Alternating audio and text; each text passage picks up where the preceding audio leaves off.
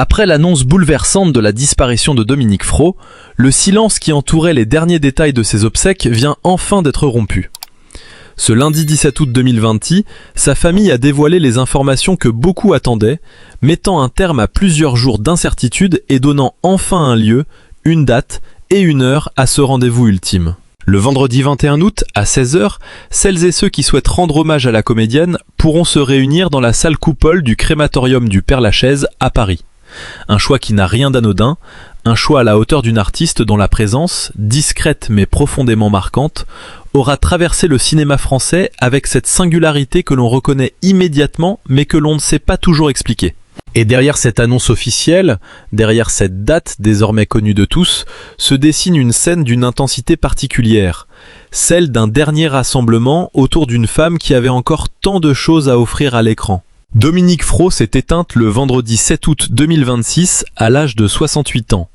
La nouvelle a immédiatement provoqué une vague d'émotions parmi celles et ceux qui avaient croisé sa route, partagé un plateau avec elle, admiré son travail ou simplement reconnu, au fil des années, cette silhouette et cette voix capable de donner une profondeur inattendue au personnage qu'elle incarnait. L'annonce de sa disparition avait été relayée sur Instagram Story par l'entourage de la comédienne, dans un message empreint d'une immense tristesse, indiquant que Dominique était décédée le 7 août et que les informations concernant le lieu et la date des obsèques seraient communiquées ultérieurement. Quelques jours plus tard, la promesse a été tenue, et désormais le rendez-vous est fixé. Vendredi 21 août, 16h.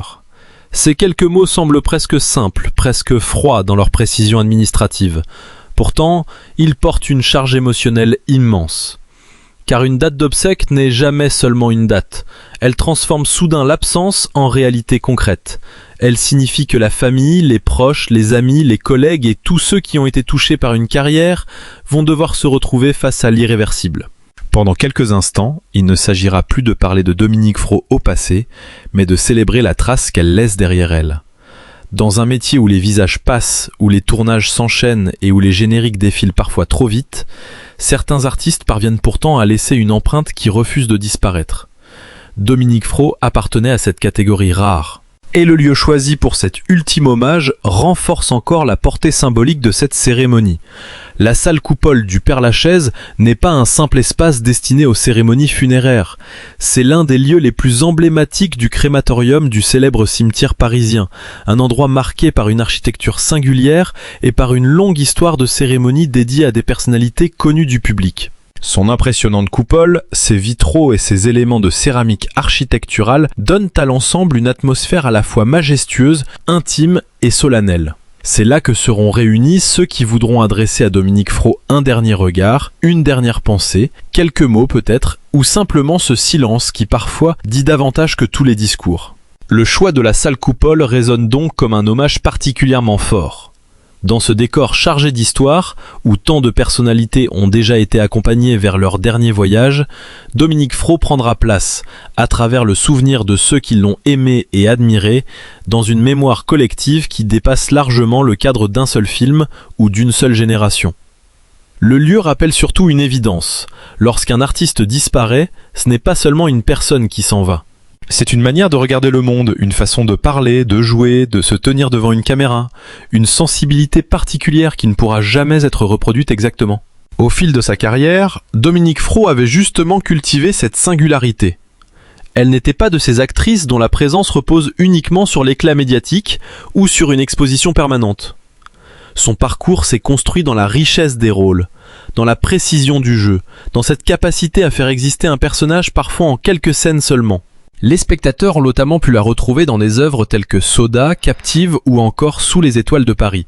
3 univers différents, 3 façons de raconter des histoires, mais une même artiste capable d'inscrire sa personnalité dans des personnages qui, entre ses mains, semblaient immédiatement plus humains. C'est peut-être cela qui explique pourquoi sa disparition provoque une émotion aussi particulière.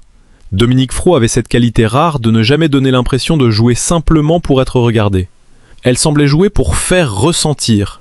Une expression, un silence, une hésitation, une phrase prononcée avec une infime variation dans la voix pouvait suffire à modifier la perception d'une scène. Son talent résidait aussi dans cette capacité à ne jamais écraser le récit par sa présence. Au contraire, elle savait se mettre au service de l'histoire tout en laissant une empreinte personnelle. Et cette empreinte, aujourd'hui, devient précisément ce que le public conserve. La douleur est d'autant plus vive que Dominique Fro n'était pas simplement une actrice appartenant au passé. Son parcours artistique continuait de s'écrire. Des projets récents témoignaient encore de cette énergie créative et de cette volonté de participer à de nouvelles histoires. Sa disparition intervient ainsi alors que plusieurs images inédites de la comédienne doivent encore apparaître devant le public. Une situation profondément troublante. Alors que la vie s'est arrêtée, l'œuvre, elle, continue d'avancer. Le cinéma possède cette étrange capacité à conserver les êtres dans un temps qui ne leur appartient plus.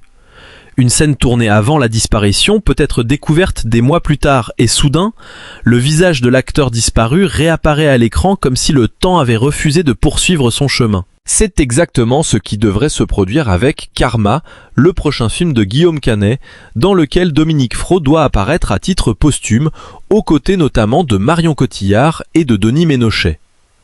La sortie annoncée pour le 21 octobre donnera alors au public une occasion particulièrement émouvante de retrouver l'actrice.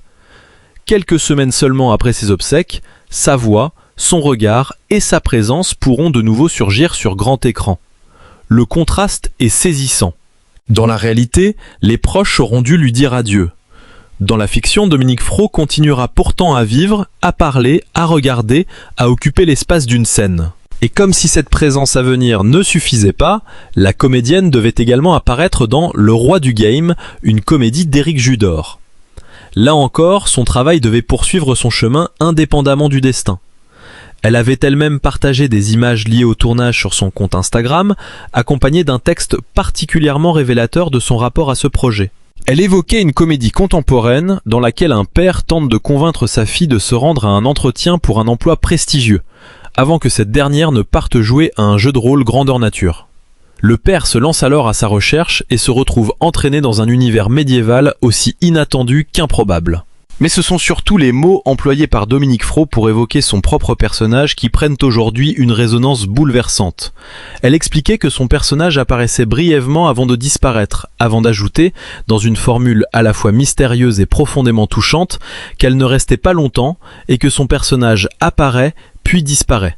À l'époque, cette phrase pouvait simplement sembler liée au fonctionnement du scénario ou à une pointe d'humour propre à l'univers du film. Aujourd'hui, elle est impossible à lire de la même manière. Le hasard des mots donne à cette ancienne publication une dimension que personne n'aurait pu anticiper. Il y a quelque chose de presque vertigineux dans cette coïncidence. Dominique Fro parlait d'un personnage qui apparaît puis disparaît. Quelques semaines plus tard, c'est l'actrice elle-même qui s'est retirée de la scène du monde. Pourtant, elle avait laissé derrière elle des images, des paroles, des films et des souvenirs qui refusent de disparaître avec elle. C'est peut-être là que se trouve la véritable force du métier d'acteur. Un comédien peut quitter la vie, mais son image demeure. Une scène enregistrée des années auparavant peut soudain devenir un témoignage. Une voix conservée sur une bande sonore peut continuer à résonner auprès de générations qui ne l'ont jamais rencontrée. Dans son message consacré au projet d'Éric Judor, Dominique Fro avait également adressé quelques mots à celui qui dirigeait le film. Elle remerciait Éric Judor, évoquant sa capacité à permettre à l'inquiétude d'exister et à poursuivre la recherche. Ces mots disent beaucoup de la sensibilité de la comédienne. Ils révèlent une artiste attentive à ce qui se cache derrière l'apparence, attirée par les zones d'incertitude, par les personnages imparfaits, par ces fragilités humaines qui donnent aux histoires leur véritable force. Et c'est précisément cette humanité qui pourrait rendre l'hommage du 21 août particulièrement intense. Dans la salle coupole, il ne s'agira pas seulement de saluer une carrière, il s'agira de rendre hommage à une femme dont le travail avait consisté pendant des années à donner un visage à des émotions, à des contradictions et à des fragments de vie. Chaque personne présente portera probablement son propre souvenir de Dominique Fro. Pour certains, ce sera un film, pour d'autres, une rencontre. Pour ses partenaires de travail, ce seront des journées de tournage, des conversations entre deux prises, un rire, un conseil, un regard. Pour le public, ce sera peut-être simplement le souvenir d'une scène dont il ignorait jusqu'alors qu'elle deviendrait un jour si précieuse. La cérémonie aura également une dimension particulière pour le monde du cinéma français.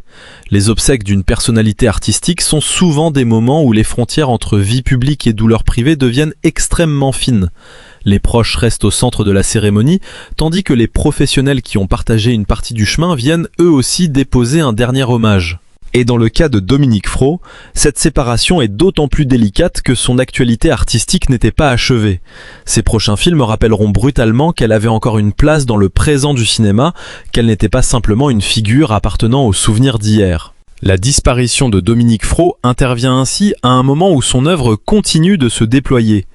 C'est une situation qui bouleverse profondément la perception du temps. Les spectateurs découvriront bientôt des images tournées alors que l'actrice était encore parmi eux, ils entendront sa voix dans des histoires dont elle ne pourra plus accompagner la sortie, ils verront son visage apparaître sur des affiches, dans des bandes annonces ou au cœur d'une scène, tandis que la cérémonie du 21 août aura déjà inscrit son absence dans la réalité. Ce décalage entre la vie et l'œuvre est sans doute l'une des expériences les plus poignantes que puisse connaître le public lorsqu'un artiste disparaît.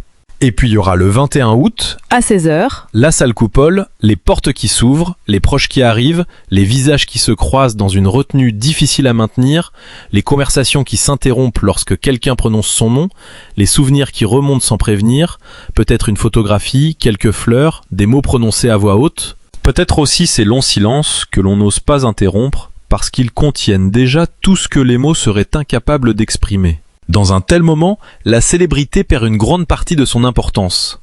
Il ne reste plus la promotion d'un film, les interviews, les tapis rouges ou les projecteurs. Il reste l'être humain. Il reste la femme derrière les personnages. Il reste Dominique, tel que sa famille, ses proches et ses amis l'ont connu. C'est probablement cette dimension-là qui donnera à la cérémonie toute sa force. Car derrière la comédienne reconnue par le public se trouvait une personnalité dont la valeur ne peut être résumée à une filmographie.